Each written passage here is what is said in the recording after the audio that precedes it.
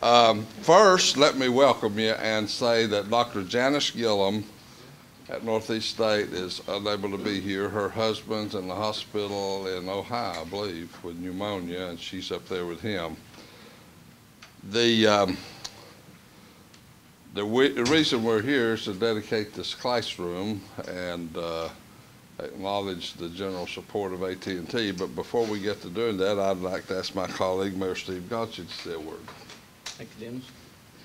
Well, this is a great opportunity we have, and I certainly appreciate Alan and Mr. Morton here from AT&T.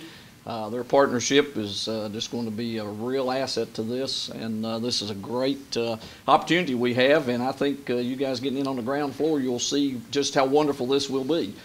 This is setting precedents all across America as to how local government can get involved and bring universities together in one location. And I think Mayor Phillips and Mr. Campbell have just done a remarkable job. And of course, we can't look very far in giving credit than this gentleman sitting back here on the back row, Dr. Locke. This has kind of been a vision of his for some time now, and I think with Mayor Phillips and John kind of nudging it along, this thing has just come to fruition. So we really appreciate AT&T and your willingness to step up to the plate here and support this organization and what we're doing here. Thank you so much. Thank you, Mayor.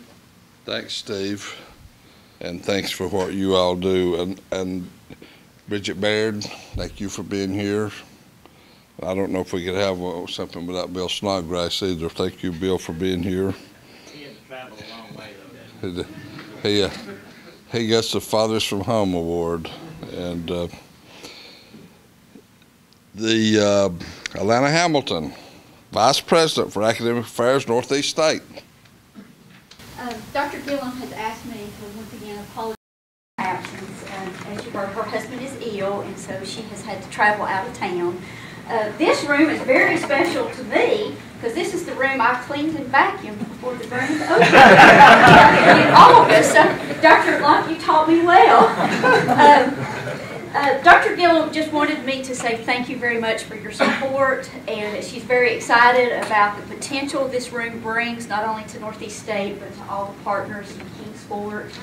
It will allow us to get out of East Tennessee, across the United States as well as globally. So on behalf of Dr. Gillum, thank you very, very much.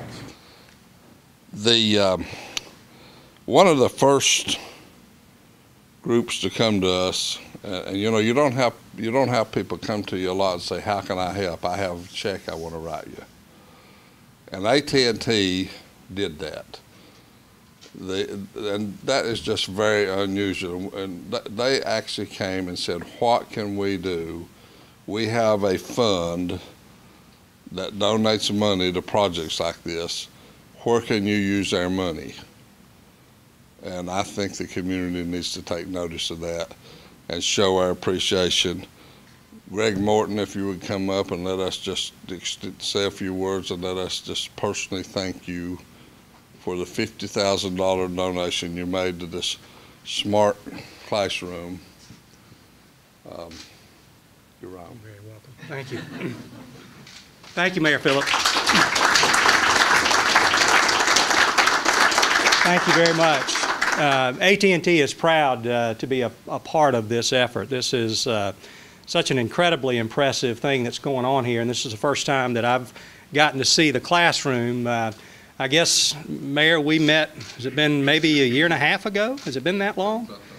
And I was so impressed with how passionate the mayor was about what was going on with this project and the vision that he had for what this could be, and to you know, come now 18 months later and actually see this. I can tell you that we are very, very proud at AT&T to be a part of this.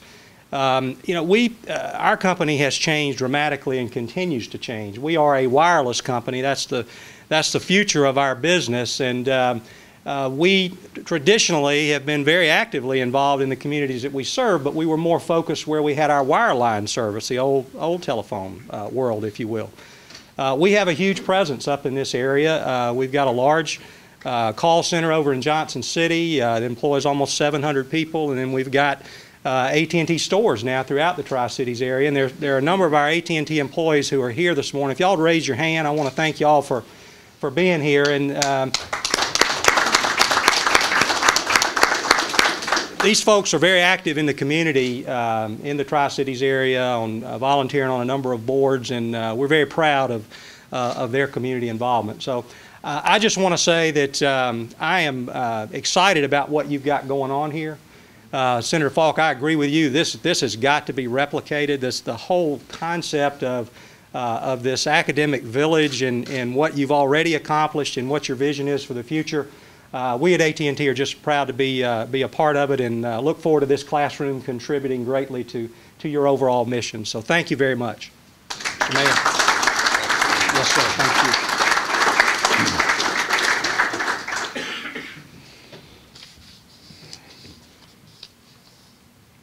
You know, you can't do these things without another group of people, and that's the city employees that make, you know, from the building department, the engineering department,